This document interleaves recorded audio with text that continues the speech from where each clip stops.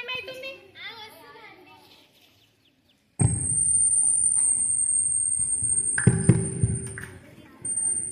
సంధ్య కర్రీలో ఉప్పు లేదు. సంధ్య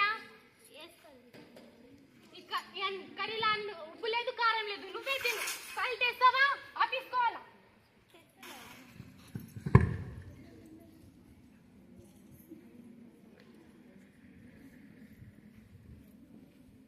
అమ్మ నన్ను ఆఫీసుకోతున్నా.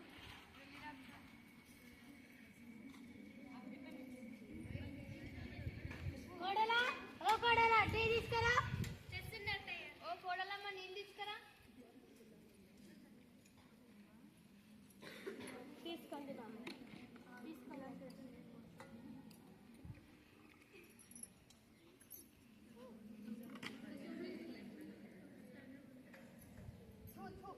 కోడలమ్మ ఇక్కడ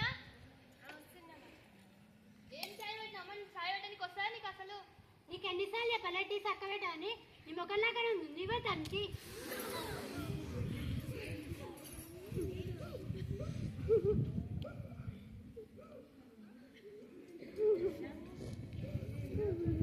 సంధ్య, సంధ్య వస్తున్నా అండి. మీ నాన్నగారికి చెప్పిన 1,00,000 రూపాయలు పంపించమని. 1,00,000 రూపాయలు పంపించలేదు ఎందుకు సంధ్య? అది కాదండి, మా నాన్నగారికి హెల్త్ బాగాలేదండి. నువ్వంటే మీ వాళ్ళకి ఇష్టం లేదు. కొట్టు రావాలి, కొట్టు. దానికి చాలా ఎక్కువ కొట్టు. కొట్టురా, దంచురా, దీన్ని ఇంకా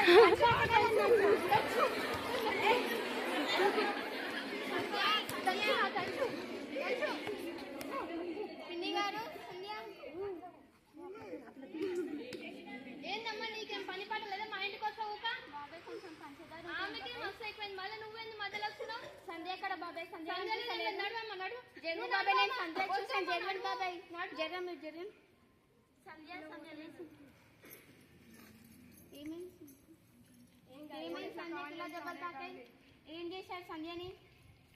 మీ ఆగడాలు చాలా ఎక్కువయ్యాయి. ప్రతిరోజు సంధ్యను మానసికంగా, శారీరకంగా బాధ పెడుతున్నారు. మిమ్మల్ని ఊరికే వదలను.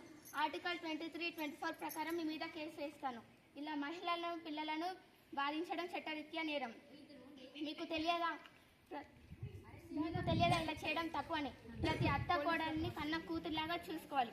20 సంవత్సరాలు పెంచిన ఇంటిని, తల్లిదండ్రుల్ని వదిలి మిమ్మల్ని నమ్ముకొని మీ చేయి పట్టుకొని వచ్చిన భార్యకు ఇదేనా మీరు ఇచ్చే గౌరవం? ఇదేనా మీరు ఇచ్చే మర్యాద? ఆగండి, మిమ్మల్ని వెంటనే పోలీసులకు ఫోన్ చేస్తాను. Hello police station. ఇక్కడ కోడలి పైన వాళ్ళ అక్క మామూలు కొంచెం హింసిస్తున్నారు.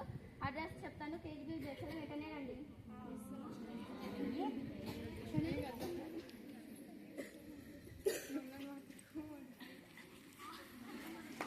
చూశారు కదా, ఇలాంటివి జరుగుతున్నప్పుడు చూసి చూడక నాకెందుకు అని వదిలేయకుండా పోలీసులకు సమాచారం ఇవ్వండి.